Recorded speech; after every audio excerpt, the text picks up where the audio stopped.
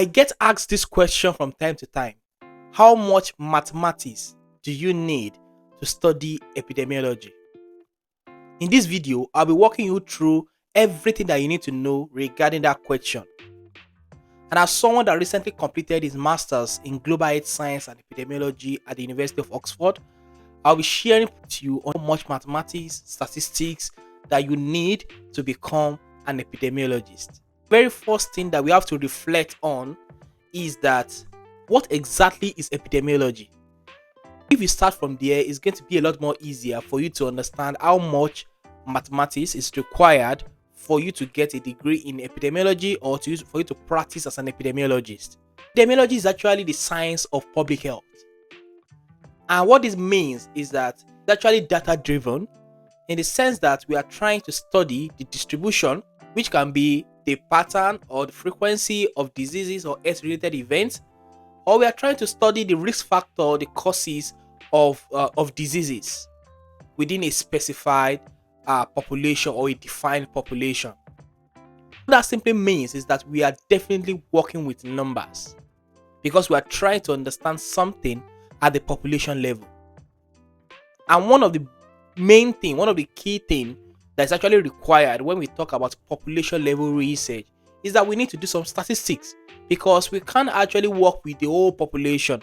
We need to do some sampling when we are doing research in epidemiology. And in fact, other areas of epidemiology, if you want to understand what causes a disease, we need to understand some basic principle of mathematics to be able to quantify this. So how much mathematics do you now need to study epidemiology? Most epidemiology program, you need to have done some level of mathematics or statistics at the undergraduate level. And why this is actually required in epidemiology program is that most of the time when we are trying to predict the cause of disease, or we're trying to understand the risk of disease, or we're trying to understand the pattern or the distribution of diseases, there's no way you will do all these things without having some level of understanding of mathematics or having some level of understanding of numbers.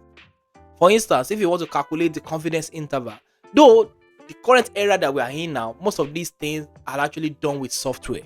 But if you are an expert in something, you still need to have a very good understanding of the principle behind what you are doing. For instance, if you are doing odd ratio, you can easily do odd ratio using logistic regression with Stata, with R, with SPSS. You can easily do that. But do you understand what you're actually doing? And that's where the math principle actually comes in. That's where the statistics principle actually comes in. So it's not that you are focusing on doing, you are going to do too many mathematics purely, but you are applying mathematical principles to be able to understand how best we can understand health-related events or disease within a certain population. So as someone that wants to study epidemiology, it's not that you need to be doing mathematics from morning to night, but most of the time, what you are doing is that you are trying to apply mathematical principles to understand how to design a study. You'll be doing power analysis. When you are practicing, you might want to understand or carry out a study or a survey. So numbers should not scare you. That's the whole idea. Numbers should not scare you as an epidemiologist. If you talk about 90%, you need to be able to think fast. What is 90% of a population? And what does it mean? So the main aspect or the main idea and how much mathematics you need also is highly dependent on the area of epidemiology that you are in. For instance, if you are into infectious disease modeling, which is some people, major aspect of it is mathematical modeling, which we have something called mathematical epidemiology itself. So that's an area that actually have a lot of mathematics. But most areas of epidemiology, you will still need to understand some principles behind what you are doing. Okay, how can you calculate relative risk? How can you calculate attack rate? How can you calculate prevalence? How can you calculate incidence? So those things should not scare you. And that's the whole idea and the reason why some level of mathematics, understanding of the basic principles of mathematics is actually required. As we are moving into the era of big data, as an epidemiologist, you don't want to be left behind, not to have a very good understanding of mathematics, to work with large data sets. So everything is still actually highly dependent on you having a very good understanding of data analysis as well. Because as an epidemiologist, you should have a decent understanding of how to analyze data, because of course you have to use the right approach, the right analytical approach to do your analysis.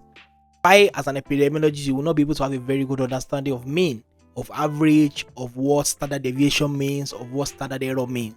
So you see that it's actually interrelated.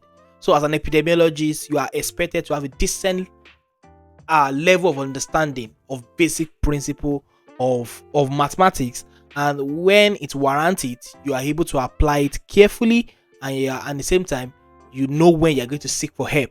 As an epidemiologist, being a data analyst actually comes hand in hand, because at the same time you have to design a study, you have to think through a study. At the same time, you should be able to apply your analytical thinking and your skills as well to analyze the data, to answer research question in your area of interest. What should you not do if you are interested in epidemiology but you are scared of the mathematics aspect? Again, I won't say there are too much mathematics in epidemiology, but what is there is that you are applying the mathematical principle. If you can pay the price of understanding, of trying to get a decent amount of knowledge of these principles, basic mathematical principle, I would say you have no problem. If you have done mathematics as an undergraduate, you've done statistics as an undergraduate, it is enough. That's enough for you to study epidemiology. When you get to the epidemiology program, just try to brush up these basic principles, descriptive statistics, to understand some of these underlying principles of statistics. And of course, that will also be useful to you in your journey of becoming an epidemiologist, because I strongly believe that as an epidemiologist, you need to have a decent amount of knowledge in data analysis. As a summary, to become an epidemiologist, you do not need an advanced level of understanding of mathematics. What you basically need is a strong foundation in basic and intermediate mathematical principle. And always remember that epidemiology primarily uses statistics and probability to understand the determinants, the causes, the risk factors, frequency, the pattern, the effect of diseases and other health-related events in a certain population or the specific population. So you need to have a basic understanding of mathematics. Thank you very much for watching. If you have any question, kindly drop it in the comment section. Thank you and bye.